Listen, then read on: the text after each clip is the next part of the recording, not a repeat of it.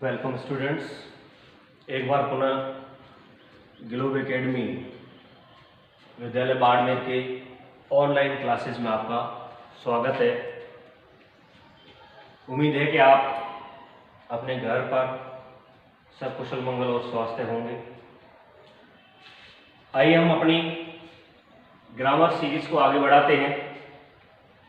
पिछले लेसन में हमने डिस्कस किया था पास्ट सिंपल का, और आज हम लाए हैं आपके लिए past continuous tense. Past continuous tense. अब एक हमने इससे पूर्व देखा था present continuous tense. Present continuous tense में कहा था कि कोई ऐसा कार्य जो अभी कर्ता के आंखों के सामने प्रगति पर हो, या वाक्य में से ये बोध निकले कि कोई कार्य हमारे आंखों के सामने चल रहा है। अब ये कह रहा है पास्ट कंटिन्यूस टेंस, कोई ऐसा कार्य जो भूतकाल में अर्थात वाक्य में दिए गए उन सारे संकेतों के आधार पर यह स्पष्ट हो कि भूतकाल में कोई कार्य प्रगति पर था या गति पर था या ऑनगोइंग था, उसे पास्ट कंटिन्यूस टेंस कहते हैं। मानो कि अभी जो काम चल रहा है वो थोड़ी देर के बाद में चल रहा था हो जाएगा। जैसे मैंने कहा कि मैं इंग्लिश पढ़ा रहा हूं, ये प्रेजेंट कंटिन्यूस टेंस हो गया। लेकिन थोड़ी देर के बाद में अगर कोई आपसे पूछेगा तो क्या कहेंगे? वे या टीचर इंग्लिश पढ़ा रहे थे। तो ये पास्ट कंटिन्यूस, मतलब इतना सा ही अंतर होता है। अभी जो वर्तमान में प्रगति पर है वो थोड़ी देर के बाद में भूतकाल का प्रगति पर हो जाएगा, अर्थात पास्ट कंटिन्यूस टेंस हो जाएगा। आइए पास्ट कंटिन्यूस टेंस की ओर गहराई में चलते हैं। पास्ट कंटिन्यूस टेंस में हमने देखा यहाँ पर सहायक क्रिया के रूप में आ रहा है वाज और वर। इसके साथ में क्रिया का चौथा रूप। अब क्रिया का चौथा रूप विगत लेसन में भी हमने बताया था कि क्रिया का पहले रूप के साथ में जैसे आप आईएनजी जोड़ोगे तो ये क्रिया का चौथा रूप कहलाता है, यानी fourth form of the verb हो जाएगा। और ये वाज और वर अपने आप में से सहायक क्रिया का काम करते हैं। वाज सदैव एक वचन कर्ताओं के साथ में। अगर आपका कर्ता सिंगुलर है, अगर कर्ता आपका सिंगुलर है तो वाज आ जाएगा, अगर कर्ता आपका प्लूरल है तो वर आ जाएगा। प्लूरल से तात्पर्य बहुवचन और सिंगुलर से तात्पर्य एक वचन। यहाँ पर आई अगर कहीं कर्ता आया हुआ है तो आई के साथ वाज आता है, ना कि वर आता है। कई बार ये कंफ्यूजन हो जाती है। आई यानी मैं का बोध करने के लिए जो आई आता है कर्ता या सब्जेक्ट बनकर आता है, उसके साथ में सदैव आई के साथ वाज प्रयोग में लिया जाता है, काम में लिया जाता है। और जब कभी भी बाकी अन्य कोई भी एक वचन कर्ता यानी सिंगुलर सब्जेक्ट होते हैं तो वाज आ जाता है, और प्लूरल सब्जेक्ट होते हैं तो वर आ जाता है। ये बात क्लियर हो जाना चाहिए कि वाज के साथ सदैव जो है वो सिंगुलर का ही बोध करवाने वाले ही सब्जेक्ट आते हैं, और आई के साथ सदैव वाज आता है। आई के साथ सदैव वाज का प्रयोग किया जाता है, आई वाज। उसके बाद में एडवर्ब। एडवर्ब की अगर बात करें तो एडवर्ब यहां पर कुछ मिलते जुलते हैं जो प्रेजेंट कंटिन्यूस टेंस के साथ में थे। प्रेजेंट कंटिन्यूस टेंस के जैसे के जैसे एडवर्ब यहां पर दिए गए हैं। यहां पर एक देन आया है। प्रेजेंट कंटिन्यूस टेंस में नाउ था, नाउ का पास्ट देन हो गया। दीज डेज का दोज डेज, यानी प्रेजेंट कंटिन्यूस टेंस में दीज डेज था, यहां पर दोज डेज हो गया। Eight that time, at this time था तो उसका दैट टाइम हो गया। दिस टाइम केवल प्रेजेंट कंटिन्यूस टेंस का है, लेकिन उसके साथ पास्ट का बोध आएगा तो पास्ट कंटिन्यूस टेंस हो गया। देखो बहुत ही सरल है। यानी जो पास्ट प्रेजेंट का बोध करवाने वाले शब्द है उनमें से थोड़ा सा पास्ट की ओर मिश्रण कर दीजिए, मिलाप कर दीजिए, अर्थात पास्ट का इंडिकेशन कर दीजिए तो पास्ट कंटिन्यूस टेंस इसमें स्वतः ही आ जाएगा, अपने आप में ही आ जाएगा। आपको ज्यादा कुछ करने की आवश्यकता नहीं है। एक बार पुनः इसके एडवर्ब को थोड़ा गहराई से देखिए। नाउ का देन पास्ट कंटिन्यूस का एडवर्ब है। Those days past continuous tense का एडवर्ब है। At that time past continuous tense का एडवर्ब है। This time plus past, this time plus past यानी this time last day, this time yesterday, this time on last event, last morning, कुछ भी हो जाएगा, लेकिन दिस टाइम प्लस पास्ट का बोध आ जाएगा, तब ये adverb of past continuous tense होगा। Then, those days, at that time, this time plus past. अब इसमें कुछ कंडीशनल सेंटेंसेस आते हैं। कंडीशनल सेंटेंसेस इफ के साथ में भी आते हैं, व्हेन के साथ में भी आते हैं, व्हाइल के साथ में आते हैं। ये पास्ट कंटिन्यूस टेंस की बात कर रहे हैं तो यहाँ पर व्हाइल और व्हेन की बात करेंगे हम। व्हाइल कंडीशंस में एक ही चीज आपको बताई जाएगी कि कोई भी कार्य दो साइडों में से एक साथ प्रगति पर हो, गति पर हो, यानी एक ही कर्ता द्वारा या अन्य कर्ताओं द्वारा एक कार्य दोनों साइडों से प्रगति पर होना चाहिए, तब कहते हैं व्हाइल कंडीशन। तो ये दोनों साइडों में से गति करता है। और व्हेन कंडीशन कहता है एक साइड कोई कार्य गति पर हो और अचानक से दूसरा कोई कार्य उत्पन्न होता है, तब आ जाता है व्हेन कंडीशनल। व्हाइल कंडीशन किस प्रकार से होता है, जैसे आप कह सकते हैं while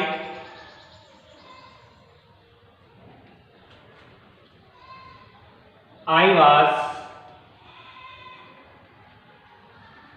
eating food,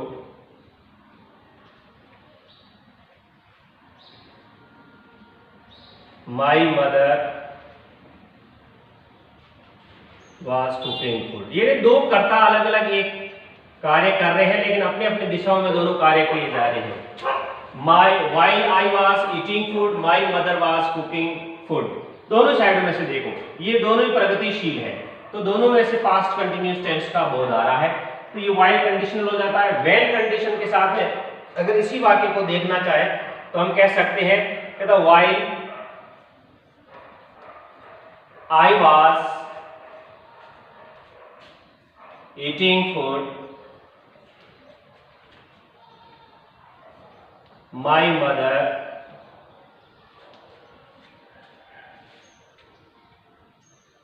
came home। तो यहां पर ये पास्ट सिंपल का बोध करवाने वाले वाक्य आ जाते हैं, तो ये व्हेन कंडीशन के साथ में आता है। जब ये कार्य प्रगति पर होता है तब अचानक से कोई कार्य उत्पन्न हो जाता है, that's called as past continuous में कंडीशनल सेंटेंसेस का बोध आ रहा है। कंडीशनल सेंटेंसेस में व्हाइल कंडीशन और व्हेन कंडीशन का बहुत महत्वपूर्ण योगदान होता है। व्हाइल कंडीशन एक ही चीज कहता है कि दोनों साइडों में से कार्य प्रगति पर होना चाहिए, अर्थात अलग अलग कर्ता दो कार्य एक साथ कर रहे हो, एक समय पर दो ही कार्य चल रहे हो और समानता में चलते हो, तब व्हाइल कंडीशन का यूज किया जाता है। लेकिन व्हेन कंडीशन कहता है कि जब कभी भी एक साइड में कार्य चल रहा हो तो दूसरा कार्य अचानक से आकर उसमें से बाधित हो या अचानक से दूसरा कार्य उत्पन्न हो जाता है, तो उसमें कहते हैं पास्ट सिंपल का बोध आ जाएगा और यहाँ पर पास्ट कंटिन्यूअस टेंस का बोध आता है। ये व्हेन कंडीशनल है। व्हेन कंडीशनल और इफ कंडीशनल तकरीबन एक जैसा ही है और इस प्रकार से साथ साथ में चलते हैं। व्हाइल कंडीशन में कुछ ऐसी क्रियाएं होती है जो कि लंबे समय तक एक साथ नहीं चल सकती। एक छोटा सा उदाहरण आपको मैं देने की कोशिश कर रहा हूं। अगर कि व्हाइल कंडीशन में दो क्रियाएं कब एक साथ नहीं चल सकती, ऐसी क्रियाएं जो कि दूसरी क्रिया या पहली क्रिया लंबे समय तक चलना संभव नहीं है। मैंने कहा व्हाइल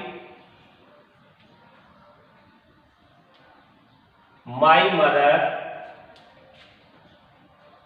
was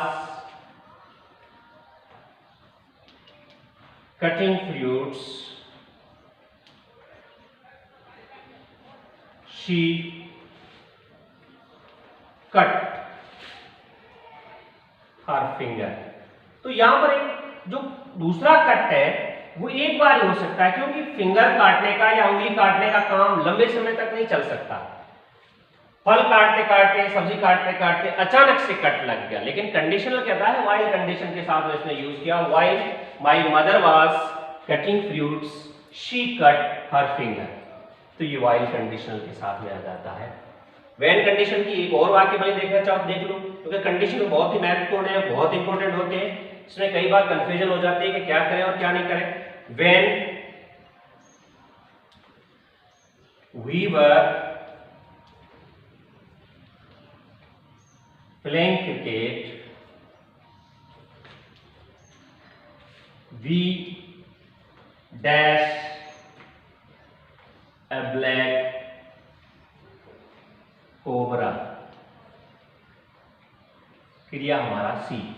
अब यहां पर ब्लैक कोबरा देखने का काम एक बार ही होता, ये तो काम लंबे समय तक चल रहा था। तो ये एक ऐसी सेंटेंसेस है जिसमें से पास्ट कंटिन्यूअस के साथ में पास्ट सिंपल का बोध आ जाता है। When we saw a black cobra, जब हम खेल रहे थे तब हमने एक ब्लैक कोबरा को देखा, तब ये ब्लैक कोबरा की बात आ जाती है, ब्लैक कोबरा का यूज किया जाता है। तो इस प्रकार के जो सेंटेंसेस होते हैं उन्हें हम पास्ट कंटिन्यूअस की श्रेणी में ले जाते हैं। पास्ट कंटिन्यूअस के लिए इनका यूज किया जाता है। These are known as past continuous sentences. देख लीजिए एक बार आराम से, समझ में आ जाएगा आपको। फिर भी नहीं समझ में आता है, आराम से आप डिस्कशन पर आ सकते हैं, देख सकते हैं, पूछ सकते हैं। एक और छोटा सा वाक्य आपके सामने लिख रहा हूं, कहता है when I dash him, when I dash him, he dash and dash a cigarette at, he dash and dash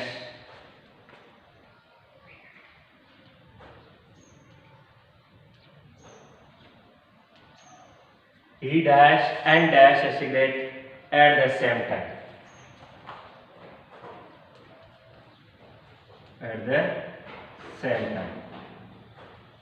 अब इन वाक्यों को थोड़ा गहराई से देखो। इसमें व्हेन कंडीशन तो है, लेकिन मैंने खाली स्थान 3 दे दिए। 3 खाली स्थानों में से when I dash him, he dash and dash a cigarette at the same time,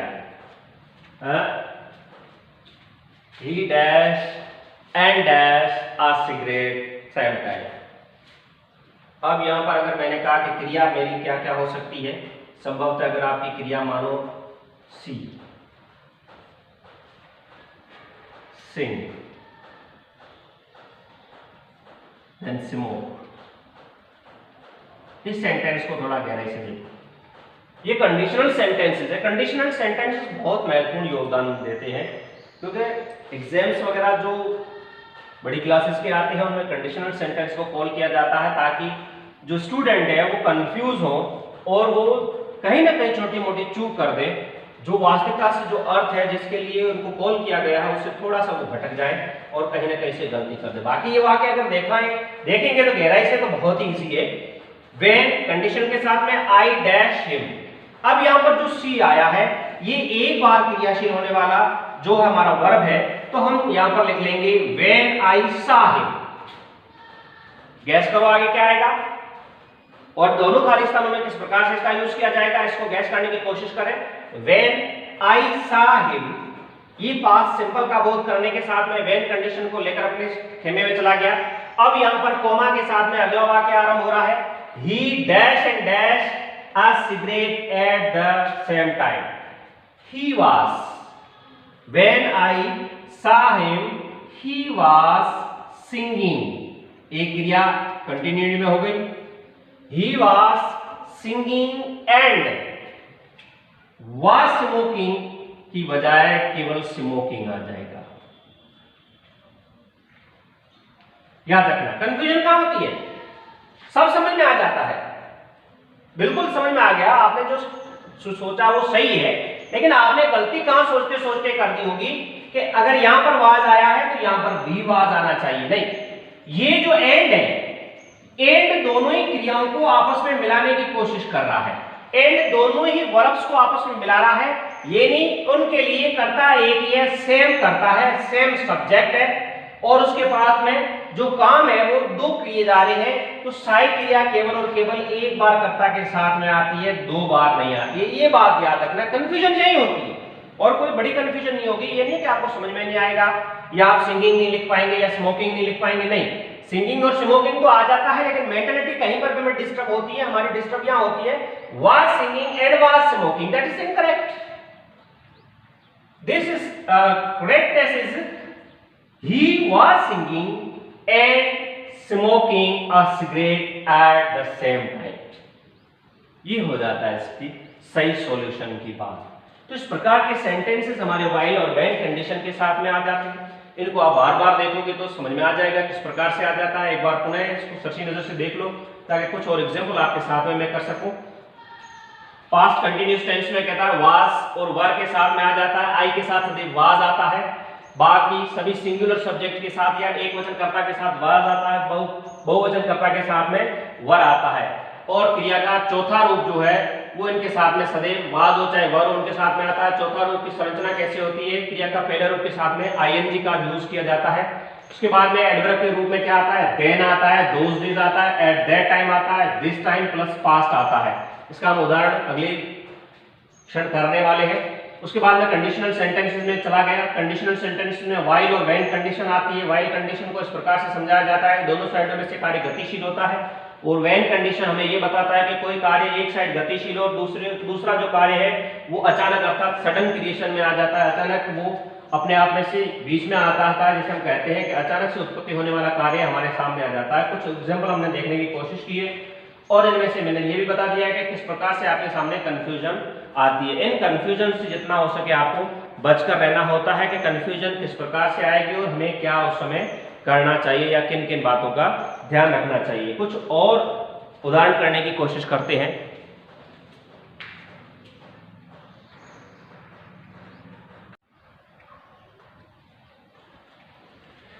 देखिए कुछ उदाहरण मैंने लिख ली है। The river dash flow very fast those days. तो इसमें से देख लीजिए एडवर्ब कौन सा आया हुआ है, those days. The river dash flow very fast those days. तो रिवर हमारा सिंगुलर सब्जेक्ट है, सिंगुलर सब्जेक्ट के साथ में हमें किसका यूज करना है, वाज का यूज करना है। तो क्या जाएगा, the river was flowing. Those days is adverb of past continuous tense. फिर कहता है my mother dash feed the cow when I reached. When conditional के साथ में यूज करते हुए पास्ट सिंपल का बोध करवाया, तो पहले वाले हिस्से में सीधी बात है पास्ट कंटिन्यूअस में जाएगा। When my mother was feeding, my mother was feeding the cow when I reached there. तो यहां पर आई का यूज कर लो सब्जेक्ट का, I reached there. Children dash play game this time yesterday. Children dash play game this time yesterday. अब ये this time plus past का बोध जो बताया था वो ये यूज आ गया। This time plus past, this time plus past यानी यस्टरडे आ गया। दिस टाइम केवल होता तो प्रेजेंट कंटिन्यूअस टेंस होता, दिस टाइम प्लस पास्ट आ गया तो पास्ट कंटिन्यूअस टेंस है। चिल्ड्रेन हमारा बहुवचन करता होता है, तो क्या आ गया, चिल्ड्रेन वर प्ले का प्लेइंग आ जाएगा। Children were playing game this time yesterday. चौथा नंबर सेंटेंस कहता है Rahul dash read A book that time. That time अगर यहां पर दिस टाइम होता तो प्रेजेंट कंटिन्यूअस टेंस होता, दैट टाइम है तो पास्ट कंटिन्यूअस टेंस है। राहुल वाज रीड का reading, Rahul was reading a book that time. Then fifth number question, they dash water the garden then। then is the adverb of past continuous tense and there they is a plural subject, then we call were। और water जब पानी होता है और ये जब क्रिया बन जाता है तो पानी देने या पानी पीने का भी खुद काम स्वयं ही कर लेता है। they were watering the garden then। इस प्रकार से इन बातों को थोड़ा गहराई से देखोगे तो हर एक सेंटेंस में कहीं ना कहीं कोई ऐसा अंश होता है, कोई ऐसा भाग होता है, एक ऐसी बात होती है जो पास्ट कंटिन्यूअस टेंस के एडवर्ब की ओर इशारा करती है और वो हमें ये बताता है कि ये पास्ट कंटिन्यूअस टेंस की। जितने भी हमने टेंसेस किए हैं उन सभी टेंसेस को थोड़ा गहराई से देखोगे तो हर एक सेंटेंस टेंस के अपने अपने एडवर्ब है। जैसे आप एडवर्ब अच्छे तरीके से समझ लोगे, कर लोगे, तो बाकी इन सेंटेंसेस को क्रैक करना कोई डिफिकल्ट बात नहीं है, कोई इम्पॉसिबल नहीं है। फिर भी अगर कोई समस्या हो तो आप आराम से डिस्कशन फोरम पर आकर अपनी बात रख सकते हैं, समाधान ले सकते हैं, प्राप्त कर सकते हैं। कोई भी चीज जो समझ में नहीं आ रही है आराम से अपने सुझाव, अपनी बात रख सकते हैं और कोई भी समस्या है तो उसका समाधान प्राप्त कर सकते हैं।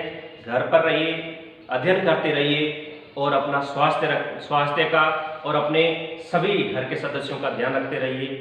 तब तक नमस्कार।